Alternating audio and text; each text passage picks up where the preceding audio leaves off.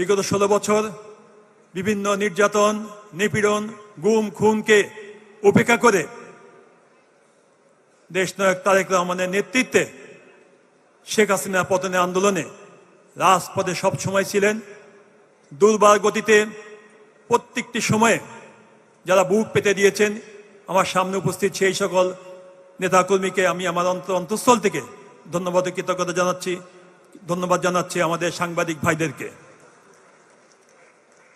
আজকের এই আন্তর্জাতিক যুব দিবস উপলক্ষে প্রথমে আমি শ্রদ্ধাভরে স্মরণ করছি শহীদ রাষ্ট্রপতি জিয়া রহমান, যিনি প্রথমেই বুঝতে পেরেছিলেন সমাজে যুবকরাই হচ্ছে মূল শক্তি, আর এই যুবকদের মাধ্যমেই তিনি প্রথম যে কাজটি করেছিলেন সেটি হচ্ছে তলাবিহীন ঝুড়ি থেকে একটি স্বনির্ভর বাংলাদেশ তিনি এই যুবকদের দ্বারাই তিনি প্রতিষ্ঠা করতে পেরেছিলেন এবং বিশ্বের বুকে বাংলাদেশকে একটি স্বনির্ভর রাষ্ট্রে তিনি পরিণত করেছিলেন।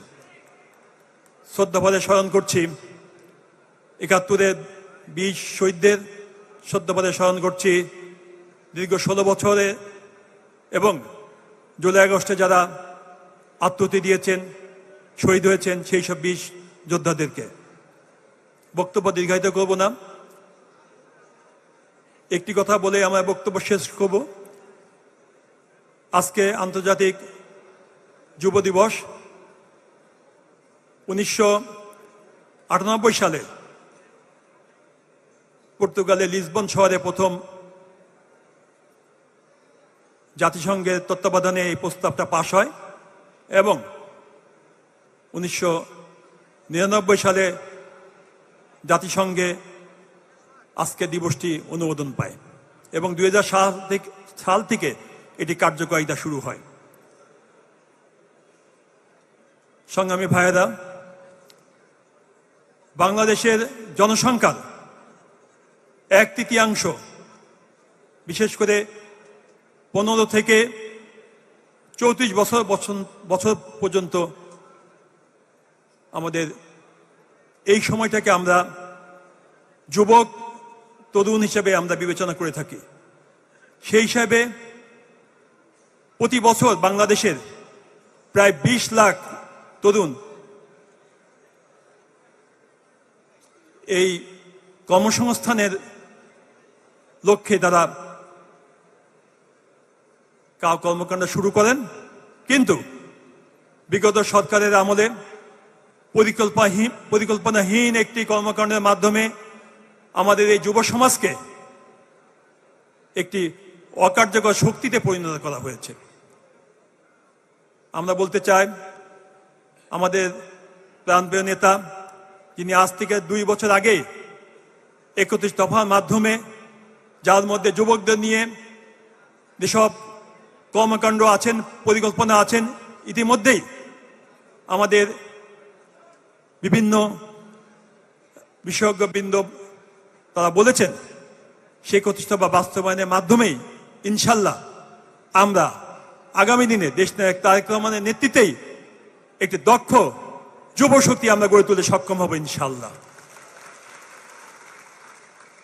সংগ্রামী বন্ধুরা, বাংলাদেশ একটি কঠিন সময় অতিক্রম করছে। এ কথাটি না বললেও চলতো, তবু আমি একটু সময় নিচ্ছি। আমাদের যুবক ভাইরা যেভাবে দীর্ঘ 16 বছর গুম খুনকে উপেক্ষা করে ফ্যাসিস্ট হাসিনার পতন নিশ্চিত করেছিল, অনেকে হয়তো বা ভেবেছিল এখানেই আমাদের আন্দোলন শেষ হয়ে যাবে। অনেকে ভেবেছিল নতুন করে জনগণের ভোটে এটি গণতান্ত্রিক সরকার প্রতিষ্ঠা হবে, কিন্তু 5ই আগস্টের পরে আমরা দেখতে পেলাম সম্পূর্ণটাই পাল্টে যাচ্ছে। ধীরে ধীরে কুচক্রী মহল এবং ষড়যন্ত্রিক মহলের বিভিন্ন কূটকৌশলে জনগণের যে আশাকাঙ্ক্ষা ছিল, শহীদরা যে আশাকাঙ্ক্ষা নিয়ে জীবন দিয়েছিল, সেটি আস্তে আস্তে বদলাতে শুরু করেছে। জনগণের সেই আশাকাঙ্ক্ষাকে ধারণ করে আমরা যারা রাজপথে ছিলাম, আমরা আস্তে আস্তে হতাশার দিকে যাচ্ছিলাম। কিন্তু অত্যন্ত খুশির যে সংবাদ, লন্ডন বৈঠকের পরেই আমরা দেখতে পেলাম জনগণ আবারও আশার আলো দেখতে পাচ্ছেন এবং তার ফলশ্রুতিতে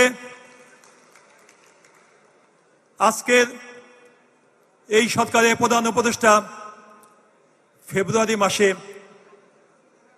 আগামী নির্বাচনের তারিখ ঘোষণা করেছেন। জনগণ আশায় আবার ভোট বাড়তে শুরু করেছে।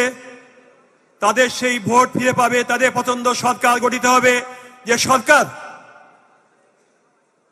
যুবকদের কর্মসংস্থানের সৃষ্টি করবে, যে সরকার বিনিয়োগের মাধ্যমে নতুন নতুন কর্মসংস্থানের মাধ্যমে হতাশাগ্রস্ত যুবকদেরকে কর্মসংস্থানে ফিরিয়ে আনবে, দেশ আবার নতুন করে উজ্জীবিত হয়ে উঠবে।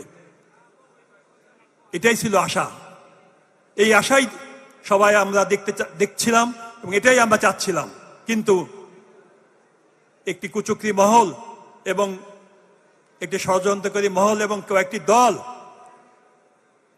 যারা